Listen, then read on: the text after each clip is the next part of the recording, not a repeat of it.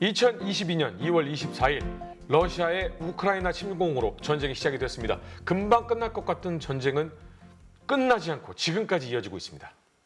맞습니다. 그래서 오늘은 러시아 우크라이나 전쟁에 대해서 자세히 이야기 나눠보도록 하겠습니다. 두 분 모시겠습니다. 이명환 박사님, 방종관 센터장님 모셨습니다. 어서 오세요. 안녕하십니까.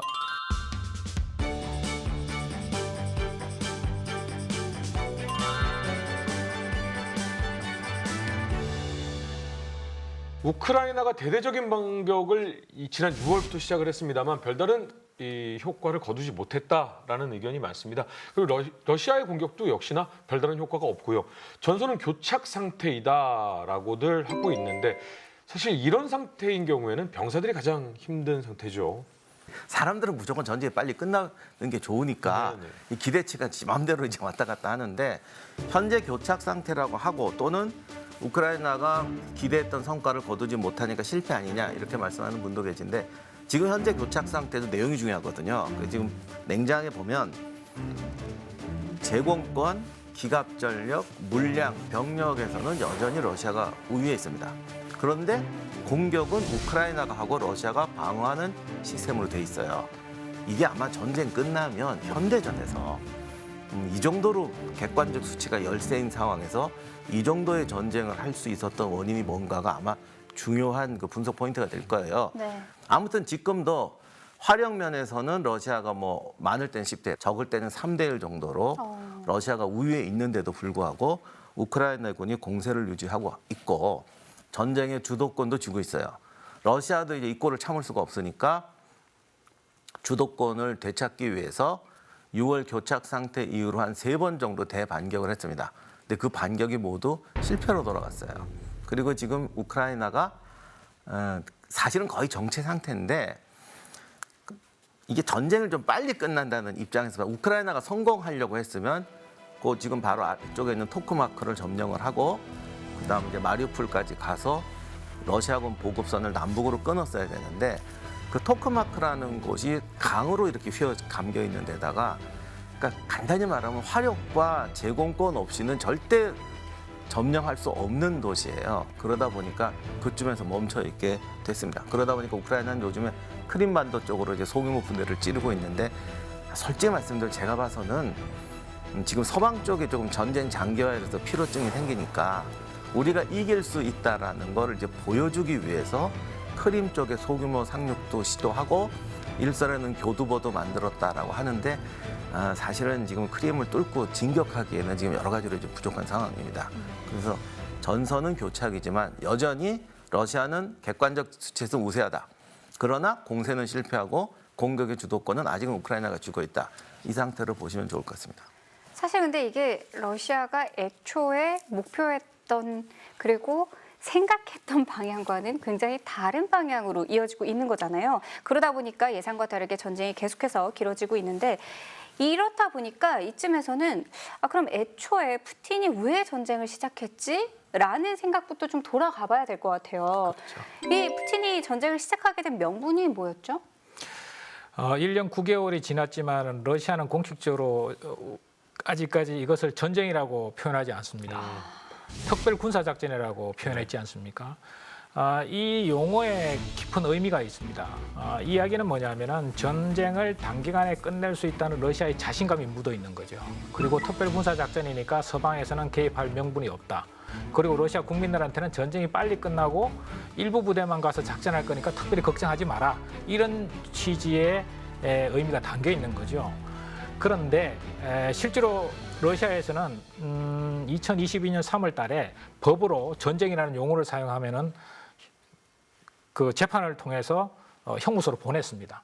그리고 공식적으로 러시아의 푸틴이 제시한 전쟁 명분은 3가지입니다. 첫째는 우크라이나의 비무장화입니다. 이거는 첫 번째 이유로 나토가 동진했기 때문에 러시아가 불가피하게 우크라이나를 침공했다는 의미가 되는 겁니다. 실제로 이렇게 과정을 보면요.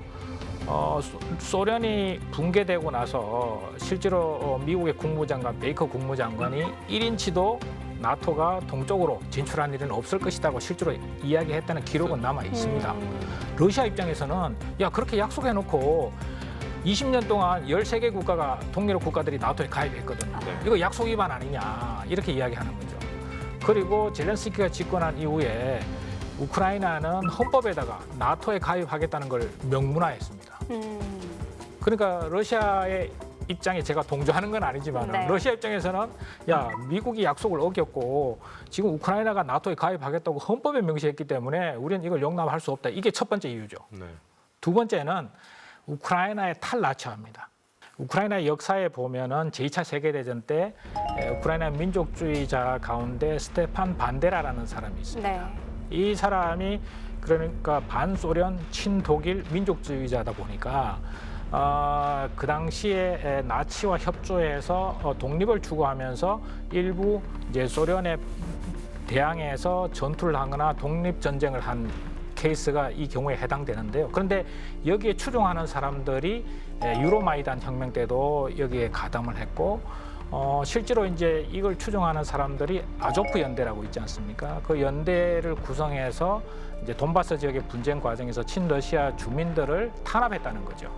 그렇기 때문에 푸틴 입장에서는 탈나치화, 우크라이나의 탈나치화라는 명분을 내세우면서 친러시아의 주민들을 보호한다. 이런 명분을 내세운 게 두 번째입니다. 세 번째는 러시아의 정체성이 바로 우크라이나에 있다라고 이야기하고 있습니다. 역사 과정을 보면은 러시아와 우크라이나가 하나의 국가였던 기간이 키예프 공국, 제정 러시아, 소련 이렇게 해서 한 600년 정도 됩니다. 네. 결국은 러시아에서 우크라이나는 만약에 우크라이나가 완전히 서방 쪽으로 넘어간다면은 러시아의 역사 전체가 없어지는 거랑 마찬가지라는 거예요. 그 문제를 용납할 수 없다. 민족적으로든 인종적으로든 문화적으로든 언어적으로든 어떤 형태로든지 우크라이나는 러시아의 영향권에 있어야 된다라는 것이 바로 러시아의 생각이라는 거죠. 예. 요것에 대해서 서방 측에서 주장하는 것은 어떻죠? 이것도 뭐 여러 설이 있는데 일단 그냥 논리적으로 말씀드리면 이 러시아에서 말하는 네오나치라는 게 굉장히 자의적이고 폭넓은 거예요. 쉽게 말하면 내 편 아니면 다 적이야 이런 개념이에요. 네. 그다음에 나토의 동진 문제는 이게 또 복잡한 문제가 좀 있습니다. 왜냐하면 각 나라는 어쨌든 주권 국가예요. 네. 그들이 무엇을 하느냐는 건 그 나라 주권에 달려 있어요. 네. 그걸 국제협약이라는 게 항상 러시아도 그렇고 다 말지만 그때 얘기예요. 그때. 그렇죠. 그래서 우리가 조금 더 냉정하게 생각하자면 나토의 동지인이라는 것에 대해서 일단 현재 러시아가 전쟁을 일으킬 만큼 나토가 위협적인 것이냐. 요거는 좀 생각해 볼 필요가 있어요. 정말 전쟁을 한다 그러면 일개사단 동원하기 힘든 게 나토예요. 지금. 침략 전쟁을 한다고 했을 때. 오히려 러시아가 우크라이나 침공하는 바람에 나토가 지금 난리가 나서 앞으로 향후 한 30년 동안 엄청나게 군비 증강으로 들어가서 진짜 옛날 바르샤바 조약기구가 나토가 대치할 때의 군사력 수준으로 확보하고 있거든요. 중요한 거는 이 세 가지 명분이 다 진실이라고 하더라도 그것이 전쟁을 일으킬 만한 일이냐는 문제에 있어서 적이 나를 침공했을 때 제외하고 전쟁을 일으킬 명분은 없어요. 이거는 외교적으로 해도 되지 않니? 이거는 경제적으로 해도 되지 않니? 이거는 전쟁으로 해야 되는다는 기준은 없어요. 그러니까 어떻게 보면 전쟁의 명분에서 가장 중요한 건 그 나라의 힘이에요. 내가 힘 있으면 친다는 게 지금까지 모든 국제조약 이거 다 필요 없었어. 항상 역사의 현실이었는데 우리가 희망을 품었던 건 이젠 그런 시대가 지나가지 않았을까. 아, 네. 뭔가 협약은 지켜지고 인간이 상식적으로 살지 않을까라는 꿈이 또 한 번 깨진 거죠. 말로 하자. 네. 2022년 2월 24일 러시아의 침공이 시작되고 사실은 우려가 많았어요. 왜냐 러시아의 군사력이 압도적이었으니까요. 하지만 생각대로 되지 않았습니다. 그리고 전쟁은 지금까지도 이어지고 있고요. 자, 한번 국면별로 정리를 해봤으면 좋겠다라는 생각이 좀 들거든요. 2022년 2월 24일에 전쟁이 시작됐는데 요 직전부터 21년 봄부터 사실은 우크라이나 국경에 한 10만 병력이 모여 있었습니다. 그래서 그때 침공을 하니 안 하니 못할 거다 말이 많았는데 네. 결과적으로는 침공을 했죠. 그리고 침공이 되면서 바로 이제 한 달 동안 특별 군사 작전이라고 명명을 하고 러시아군이 그야말로 북부 키이우, 하르키우, 돈바스 남부 크림까지 4개 방향으로 진격을 해서 쏜살같이 당시 뭐 하루에 100km를 진군한 적도 있었고 이때는 파죽 주세요. 예, 그리고 실제 계획이 그렇게 돼 있었고 뭐 군용 차량이 60km가 넘게 늘어서 있는 게 보이고 그래서 뭐 그냥 이렇게 끝나는구나라고 생각을 했었는데 갑자기 저항이 생기기 시작했죠. 뭔가 멈추기 시작하고 안 되기 시작하면서 그러니까 거의 키우가 함락된다고 생각했었는데 키우에서부터 뭔가 저항이 걸리기 시작하더니 3월 25일부터 9월 10일 사이에 전선이 정체되기 시작했습니다. 그래야 러시아군이 하르키우, 수미, 마리우폴 점령 정도로 이제 끝내겠다라고 말을 했고 그런데 이제 마리우폴에서 그때 그 유명한 그 제철소에서 네. 항전이 벌어지면서 모든 진도가 어긋나기 시작했어요. 5월 중순에 마리우폴이 함락되기는 했고 7월 중순에 돈바스, 루안스크주 대부분이 점령되면서 이렇게 또 끝나는구나 했는데 9월 달에 갑자기 우크라이나군이 반격을 시작했습니다. 이때가 또 이게 영화에 나올 만큼 어마어마한 속도로 또 반격이 진행이 돼서 처음 침공할 때 돈바스 라인까지 거의 단숨에 밀려버렸습니다. 그러니까 어떻게 보면 그 라인이 지금까지도 좀 대강 유지되고 있는 건데 돈바스 지역에서 그렇게 밀려났고 그다음에 남쪽에서 헤르손을 포기하고 드니프르강 동안으로 철수해버렸죠. 이렇게 돼서 갑자기 또 전쟁의 추가 우크라이나로 돌아버렸고 그 뒤로 여러 가지 일이 많았는데 소모전이 진행되는 와중에 이제 프리고진의 반란이 한번 났었고 그 뒤로 이제 우크라이나군의 공세가 시작되었지만 다시 교착 상태로 빠지면서 현재 상황으로 이어지고 있습니다.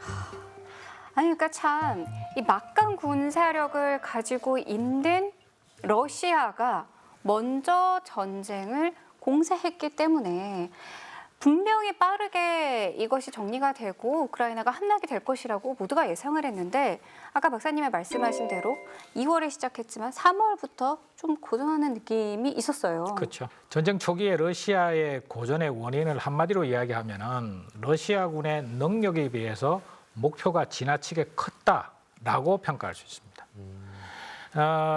목표는 최초에 설정한 목표는 우크라이나 전체를 석권하고 친러시아 정부를 수립하는 게 목표였지 않습니까? 그러면 러시아군이 그럴 준비가 돼 있어야 되는 것이죠. 군사적인. 그런데 러시아군의 군사력은 2010년도 전후를 해서 진행된 러시아의 군사 혁신을 통해서 준비가 된 군대입니다. 그런데 2000년도 들어서면서 푸틴이 집권하자마자 군사 혁신 방향을 제시를 했습니다. 뭐라고 제시했느냐? 우리는 체첸 같은 지역에서 신속하게 승리할 수 있도록 효율적인 군대가 돼야 된다. 이렇게 이야기를 했습니다. 근데 체첸하고 우크라이나를 비교해 보면은 영토는 45배, 인구는 30배 차이 납니다. 다시 말해서 러시아가 군사 혁신을 통해서 만든 군대는 우크라이나 같은 큰 나라를 상대로 한 전면전을 목적으로 하는 군대가 아니었던 것이죠. 그런데 가진 능력에 비해서 과도한 목표를 세우고 전면 침공을 한 겁니다. 그런데 들어가서 2월 말 3월 초까지 작전을 해보니까 뜻대로 안 되지 않습니까? 그래서 두 가지 조치를 취했습니다. 뭐냐면 목표를 낮춘 거죠. 앞에서 말씀하신 대로 키우라든가 하르키우에서 물러나서 돈바스와 크림반도 쪽으로 집중했지 않습니까? 이거는 목표를 줄인 겁니다. 그리고 수단을 더 늘렸죠. 동원을 했지 않습니까? 30만 명을 동원했죠. 그래서 다시 한번 정리하면은 군사 전략에서 제일 중요한 게 목표, 방법, 수단 이 세 개가 균형을 이루어야 전략이 성공할 수 있거든요. 그런데 목표가 과도하게 크고 수단이 과도하게 적었던 겁니다. 우크라이나 전쟁이라는 규모에 비해서. 네. 그래서 전쟁을 해나가면서 목표를 낮추고 수단을 더 동원한 거죠. 그런데 그 불균형이 완전히 해소됐느냐? 해소되지 않았습니다. 아직까지도 그 불균형이 유지되고 있기 때문에 전선이 계속 교착 상태가 되는 거예요. 그렇게 정리할 수 있는 거죠. 여기서 배울 수 있는 거는 수단을 준비하고 목표를 설정했어야 되는데 목표를 먼저 설정하고 수단을 나중에 채우려고 하니까 따라가지는 못했군요. 그렇습니다. 항상 우리가 군사 전략이라는 것을 생각할 때 항상 목표, 방법, 수단 이 세 가지가 균형을 맞춰줘야 됩니다. 자, 그렇다면 러시아가 못한 것도 있지만 우크라이나가 반격을 잘한 것도 있지 않겠습니까? 사실 이거는 우크라이나가 반격을 잘한 것도 있지만 근본적으로 서방의 지원이 없었으면 네. 불가능한 전쟁이었어요. 근데 이제 중요한 것은 이 서방의 지원이란 자체가 러시아의 판단 착오 속에 들어가 있다는 거죠. 미국이나 러시아 같은 나라, 강대국이 또는 중국이든 뭔가 전쟁을 시작한다면 이건 기본적으로 국제전쟁이에요. 네. 그리고 지금은 사실 세계가 다 연결이 돼서요. 어디서 싸워도 웬만하면 다 국제전쟁이에요. 그런데 자기들이 우크라이나를 쳐도 서방이 가만히 있을 거라고 생각했거든요. 미국은 미국대로, 유럽은 유럽대로, 특히 유럽은 이제 에너지 문제가 발목에 잡혔으니까 가만히 있을 거라고 생각한 겁니다. 그런데 이것도 장군님 말씀대로 처음에 목적을 정해놓고 그리고 거기다 끼워 맞춘 것 같아요. 사람 그런 경우 많죠. 그렇습니다. 잘 될 거야라는 거 있잖아요. 네. 수단도 없는데 목표를 정해놓고 준비한 된 거는 다 잘 될 거야라고 그렇죠. 생각하는 거예요. 그런데 이게 가만히 생각해 보면 제가 좀 심하게 말하면 역사 공부를 너무 안 했어요. 역사적으로도 그렇고 현대 정세로도 그렇고 러시아가 우크라이나를 점령하게 되면 서방에는 비사에 걸립니다. 예를 들어서 지금 러시아가 고전하는 절대적인 이유 중에 하나가 보급선이 너무 길어요. 그리고 러시아군이 뭔가 체계적으로 좀 준비가 안 됐는데 아마 보급 군수 능력 같은 경우도 준비가 잘 안 됐을 거예요. 일주일 전쟁할 태세였으니까 이런 장기전에 대규모 병력을 동원한 전쟁을 할 만한 군수 보급 체제나 이런 게 안 돼 있단 말이에요. 네. 그런데 우크라이나 전쟁이 오려면 러시아가 거의 1,500km에서 200km의 보급선을 유지해야 됩니다. 과거에 나폴레옹이 러시아에서 실패한 이유, 히틀러가 러시아에서 실패한 이유가 보급선 때문이에요. 그 루트 중에 하나로 지금 오고 있거든요. 근데 그 루트를 따라오면서 상대방이 고전한 문제를 소홀히 하는 거죠. 근데 만약에 우크라이나를 러시아가 차지하게 되면 그 이전에 바르샤바 조약기구 때부터 러시아의 최대의 병기창이 우크라이나였어요.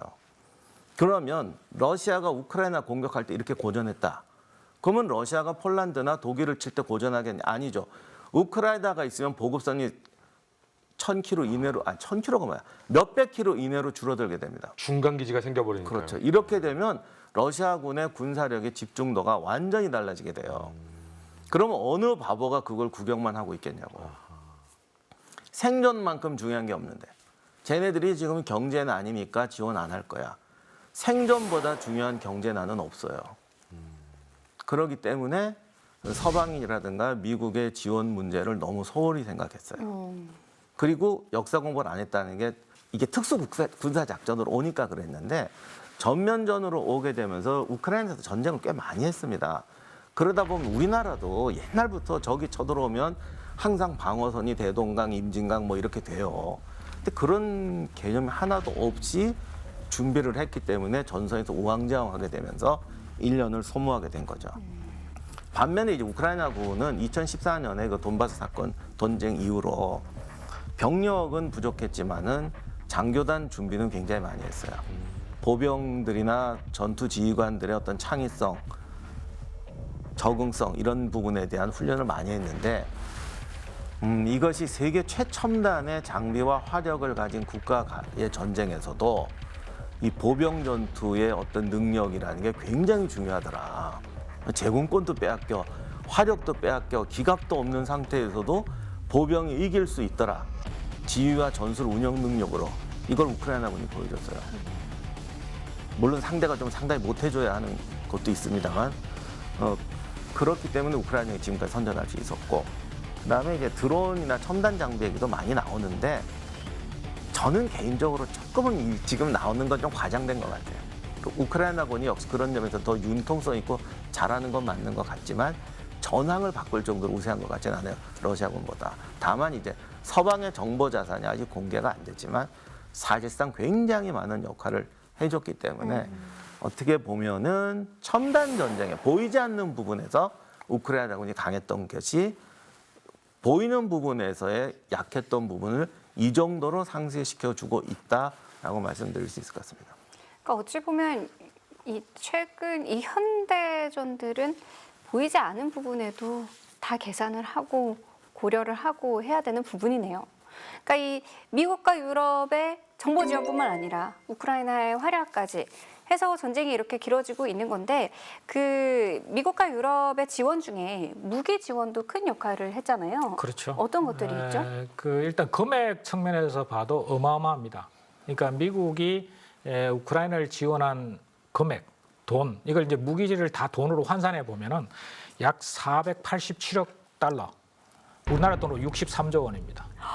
우리나라 국방 예산보다 국방 예산 전체 플러스 한 120% 정도 되는 금액입니다. 어마한 규모죠. 2022년부터 3년 최근까지 이 제가 487억 달러라고 하는 것은 일반적인 그냥 비공식 통계가 아니고 미 의회 조사국에서 공식 홈페이지에다가 올려놓는 수치입니다. 63조 원어치의 군사 장비, 물자 이런 금액을 지원해 준 겁니다. 그리고 내년도에 240억 불을 또 요청했습니다. 30조 원을 또 요청한 거죠. 미 정부에서. 그래서 금액으로 봐도 어마어마하다는 것을 알 수 있고요. 두 번째는 이제 그 외에 무기 체계 많이 지원했죠. 뭐 하이마스 38대 그 데이터를 보면은 하이마스 38대, 뭐 에이브람스 전차 31대, 뭐 브래들리 장갑차 120대, 탄약 100만 발, 150만 발 엄청난 물량을 지원해 줬는데 대표적으로 한 가지만 제가 얼마나 많은 물량을 제공했는지 한 가지만 사례를 들어보겠습니다. 러시아가 우크라이나 전쟁에 투입한 전차를 통상 최소 3,000대, 최대 5,000대로 판단하고 있습니다. 그런데 미국이 우크라이나에 제공한 대전차 무기가 물량이 얼마냐 하면은 제블린 대전차 미사일이 8,000발로 나와 있고요. 토 대전차 미사일 4,000발. 그다음에 기타 대전차 미사일 말고 대전차 로켓 8만 발이 나와 있습니다. 그러면은 다 합치면은 거의 10만 발입니다. 그러면은 러시아 전차 한 대당 20발 내지 30발을 쓸 수 있습니다. 그러니까 러시아 전차가 어마어마하게 사실은 러시아의 전통적으로 전차가 강하지 않습니까? 그럼에도 불구하고 이 전장에서 힘을 발휘 못하는 이유가 이 미국과 유럽 국가들이 지원해준 이 엄청난 물량의 대전차 무기, 이거는 전례가 없는 수준의 대전차 무기를 지원해 준 겁니다. 이런 것들이 영향을 미치고 있다 이렇게 볼 수 있죠. 두 번째는 유럽에서 지원한 그 금액도 보니까 270억 유로, 이것도 한 36조 원 정도 됩니다. 와. 어마어마하죠. 예.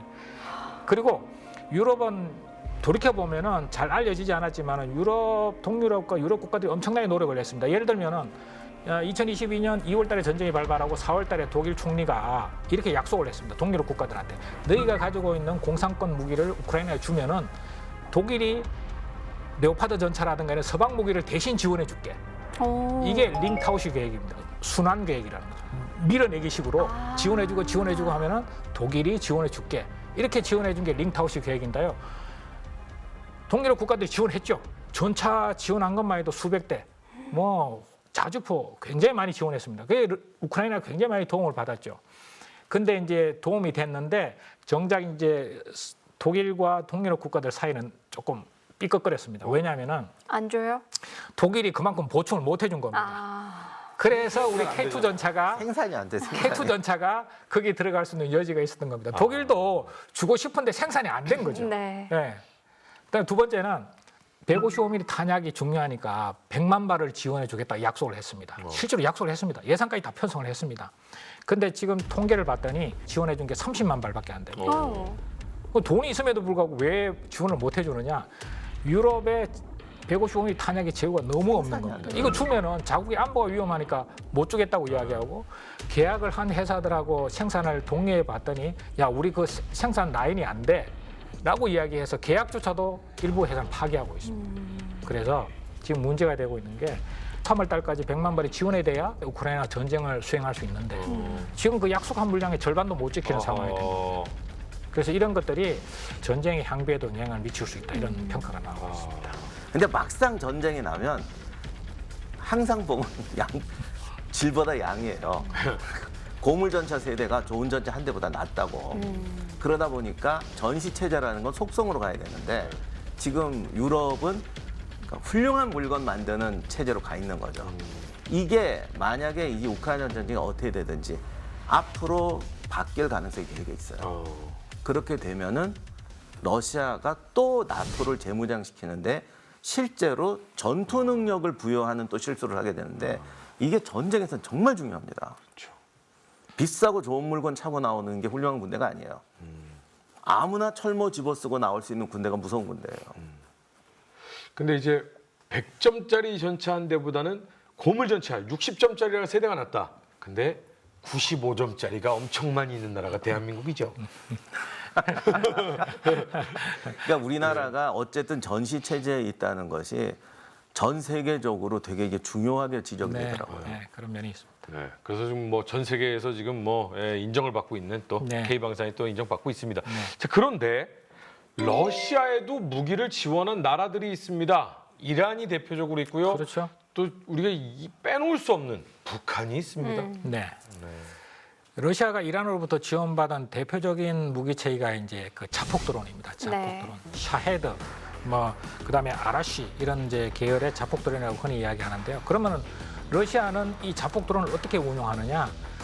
전쟁을 막상 해보니까 미사일이 많이 필요한 겁니다. 그런데 미사일은 워낙 고가고 수량도 제한돼 있지 않습니까? 네. 그러니까 이것을 대용해서 자폭 드론을 첨단의 고가의 순항 미사일과 탄도 미사일 대신 쓰고 있는 겁니다. 이 자폭 드론은. 네. 예를 들면은 샤히드 136의 재원을 보면요.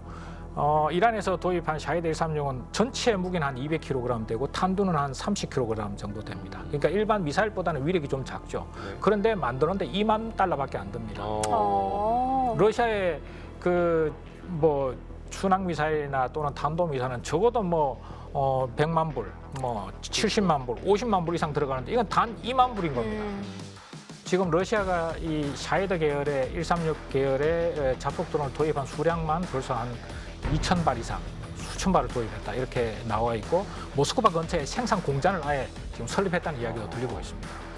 그다음에 북한을 알아보면요, 북한은 일단 7월 달에 그 쇼이구 러시아 국방장관이 북한 정성절 기념 행사에 참석했습니다. 그리고 북한의 무기를 둘러봤고요. 그다음에 이제 9월 달에 김정은이 러시아를 방문하죠. 그리고 10월 달에 한 1,000개 분량의 컨테이너 1,000개 분량의 북한 무기가 러시아 항구를 통해서 우크라이나 접경 지역으로, 그러니까 전쟁 지역으로 이동했다는 게 인공위성을 통해서 포착이 되어 있고 미국이 그것을 공식적으로 발표를 했습니다. 그때 제시된 게 뭐냐면은 120mm 방사포탄 20만 발, 그 다음에 152mm 포신 포병, 그냥 포병 탄약 약 100만 발이 지금 제공된 것으로 추정된다. 이렇게 이제 미국이 공개를 했죠. 여기서 하나 더 흥미로운 게 김정은이 러시아를 둘러보는 과정에서 연해주 지사, 러시아의 뭐 지방자치단체장이죠. 연해주 지사가 자폭 드론을 선물했습니다. 그래서 제가 우려하는 것은 북한도 지금 우크라이나에 많은 자폭 드론이 대량으로 운영되고 있고 연해주 지사가 소형 드론을 선물했는데 그중에 대부분이 자폭 드론, 정찰 드론인데 자폭 드론이 5대가 포함되어 있다 그러거든요. 그래서 앞으로 북한도 이런 자폭 드론을 대량으로 생산할 가능성이 있다. 그래서 그것들이 앞으로 우리나라의 어떤 위협이 될 수 있는 가능성이 충분하다 이렇게 볼 수 있습니다. 근데 아까 잠시 이란 이야기가 나와서 네. 좀 생각이 든 건데 2023년에는 또 이스라엘 하마스 전쟁이 있었잖아요. 이게 지금 러시아 우크라이나 전쟁에도 영향을 주지 않을까 이런 생각이 들거든요. 어떤가요? 영향이 없다고는 볼 수 없을 것 같은데 사실 지금 이스라엘이 미국에서 얼마나 많은 지원을 받는지는 정확히 모르지만 그리고 이쪽 양쪽의 전력차가 너무 극심하기 때문에 우크라이나처럼 미국이 사력을 다해서 지원해 줄 상황은 아닌 것 같아요. 그리고 뭐 항모가 간다 이러고 있지만 제가 볼 때는 이란이 이스라엘하고 전면전을 할 상황은 절대 아니거든요. 그러니까 이스라엘의 어떤 공군기 그리고 이란의 어떤 드론이 서로 주고받는다고 하더라도 그 본격적인 전쟁으로 확대될 것 같지는 않기 때문에 실제로 우크라이나 전쟁에 엄청나게 장기적인 영향을 미치지 않을 것 같습니다. 자, 그럼 다시 우크라이나 러시아 전쟁으로 돌아와서 전쟁이 있으면 항상 뭐 비장의 무기라든가 네. 아니면 생각보다 좋은 무기, 생각보다 나쁜 무기 네. 이런 것에 대해서 이야기가 좀 많지 않습니까? 그렇죠. 러시아가 생각했던 비장의 무기는 역시 전차였을 겁니다. 네. 그런데 우리가 러시아 전차에 대해서 조금 좀 특징을 알아볼 필요가 있는데요. 앞에서 박사님께서 말씀하신 대로 러시아는 무기 체계에 기본적으로 질보다는 양을 중요시합니다. 합리적 성능의 무기 체계를 최대한 많이 갖는 것이 유리하다라는 게 전통적인 사상입니다. 왜냐하면 러시아 국토가 워낙 넓고 자원이 풍부하기 때문에 서방 국가들에 비해서 불리한 점 또 유리한 점을 다 고려해서 그렇게 한 거죠. 그래서 레닌이 이렇게 이야기했습니다. 양은 그 자체로 질을 포함하고 있다. 그래서 서방 국가에서 전차 한 대는 만드는 돈으로 러시아는 2대 내지 3대를 만드는 겁니다. 그런데 그렇게 하다 보니까 이게 어떤 제한된 자원을 가지고 많이 생산하다 보니까 집중해야 될 부분과 좀 감소해야 될 부분이 생기죠. 그래서 저기 전차를 보시면요.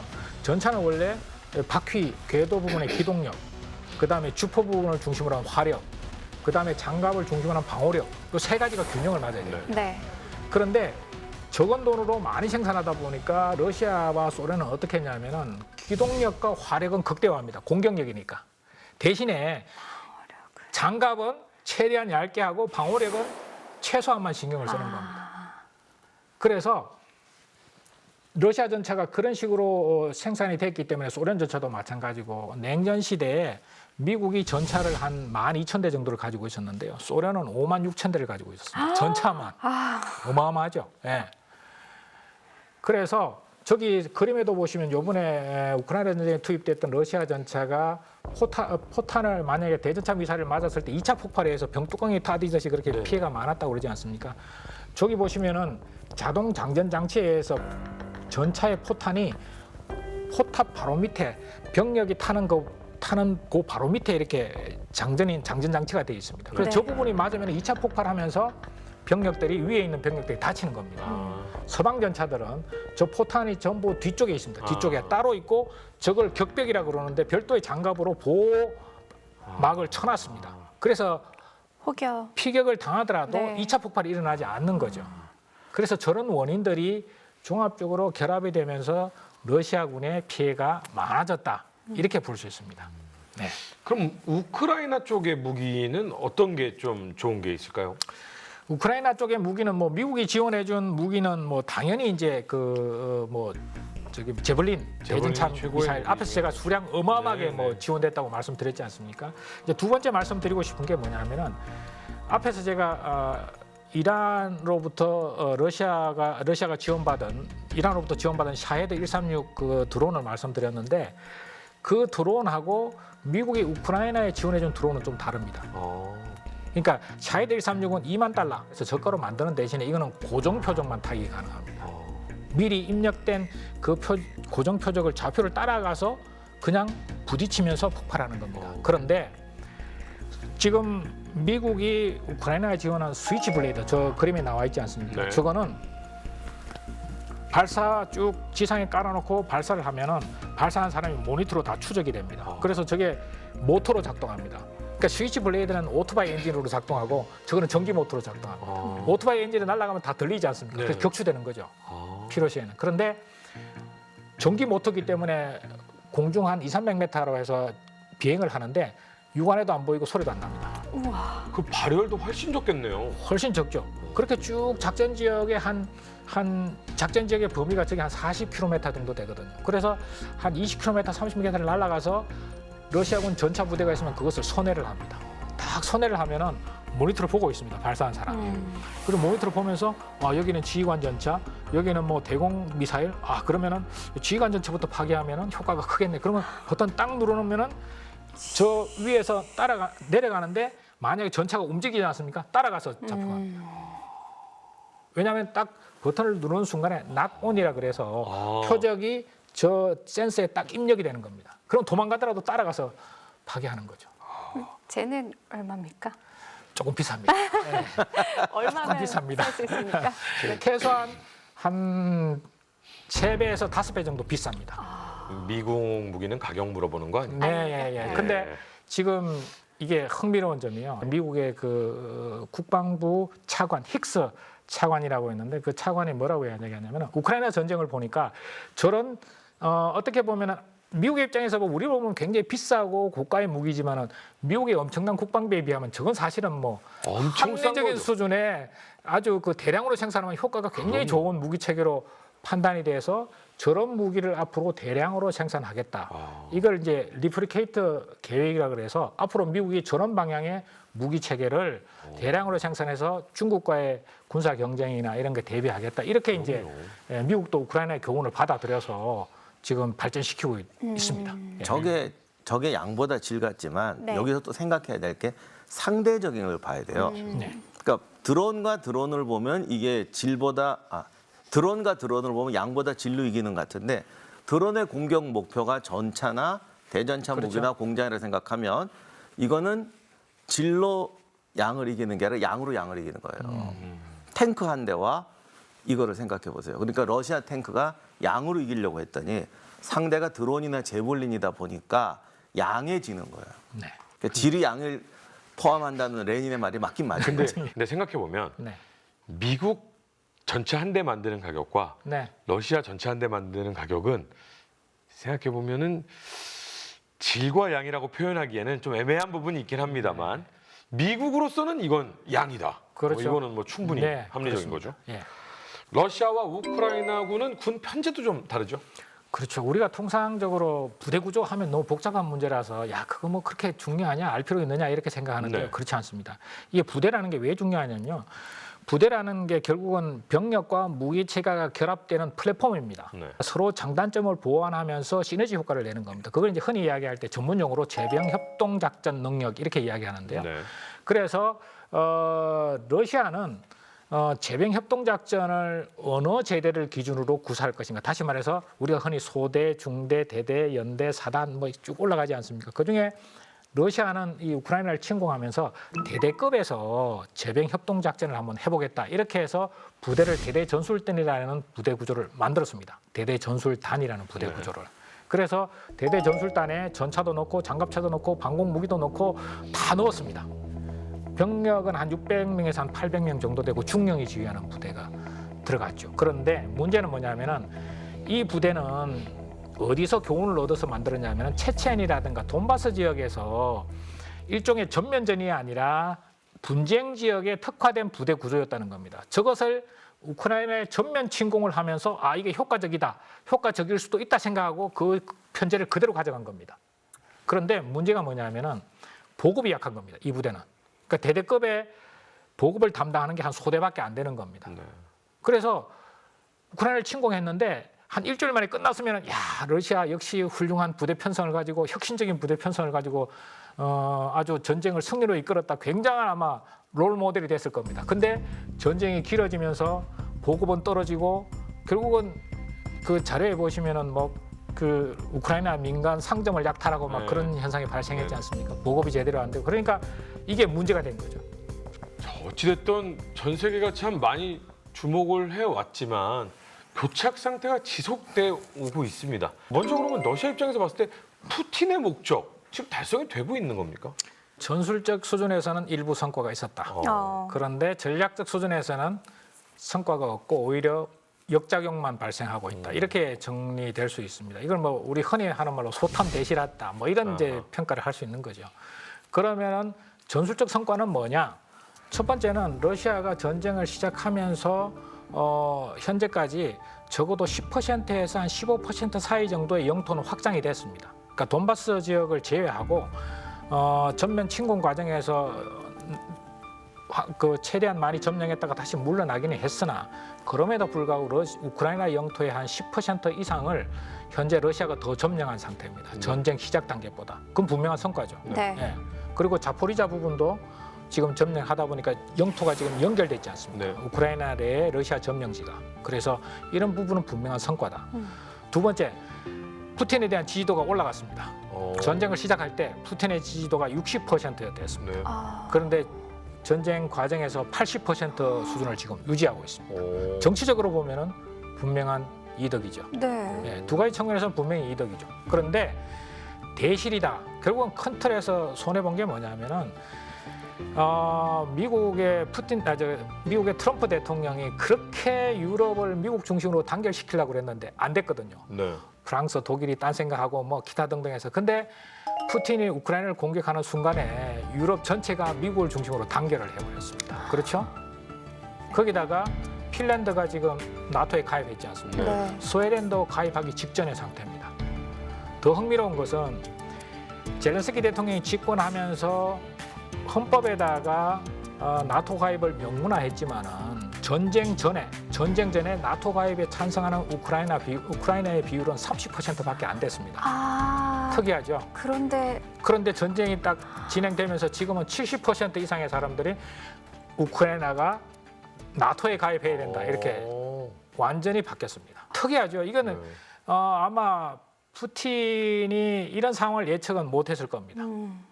이게 첫 번째로 가장 큰 어떤 전략적 실패의 요인 중에 가장 중요한 부분은 나토가 오히려 단결되고 확장되고 우크라이나 사람들조차도 대부분이 나토에 가입하기를 원한다.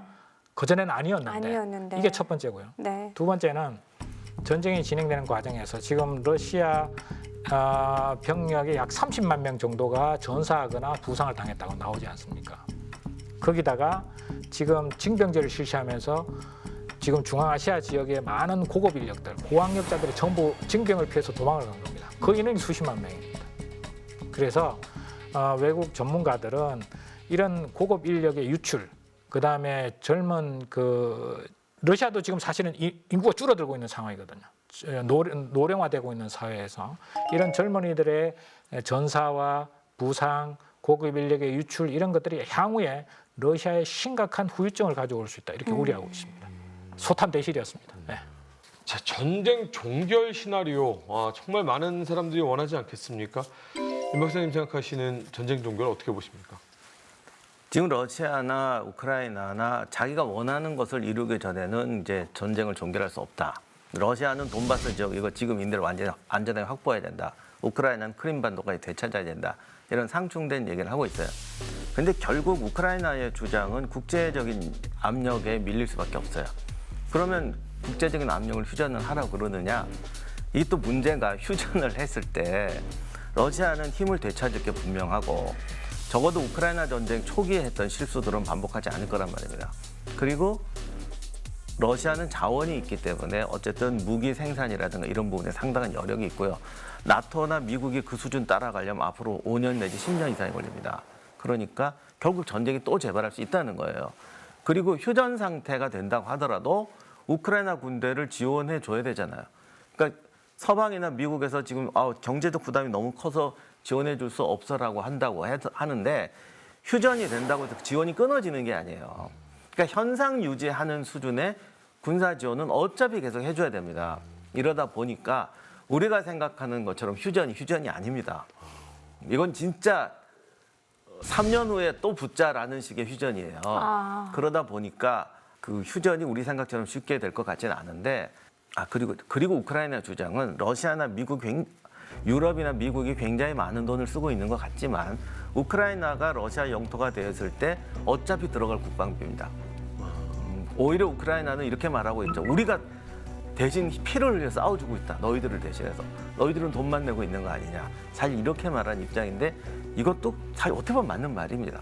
그래서 당분간 러시아와 유럽 사이에 평화, 군축 모드는 올 수가 없어요.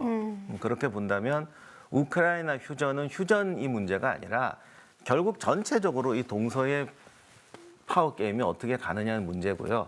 장군님 말씀하신 대로 전쟁 때는 지지율이 올라가는데 부상병이 돌아가고 전쟁의 양상이 밝혀졌을 때는 또 다릅니다. 그리고 경제 후유증도 그때부터 오거든요.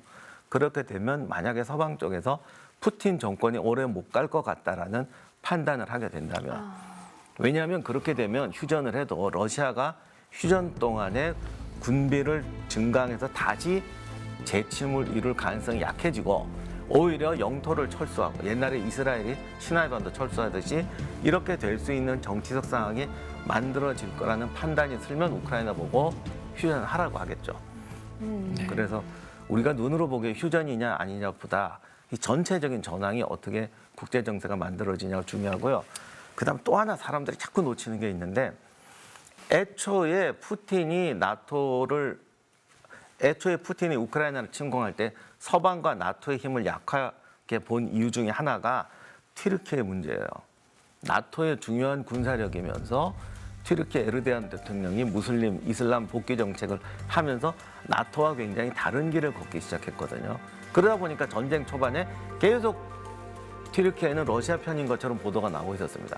근데 우리가 역사적으로 보면 러시아 과거 제정 러시아 시절에 최대의 그 저항이 오스만 제국이었어요. 그들이 남하 정책을 하는 데 있어서 가장 두려워했던 강력한 저항 세력은 오스만입니다. 다시 말하면 이 지정학적 위치는 바뀌지 않아요.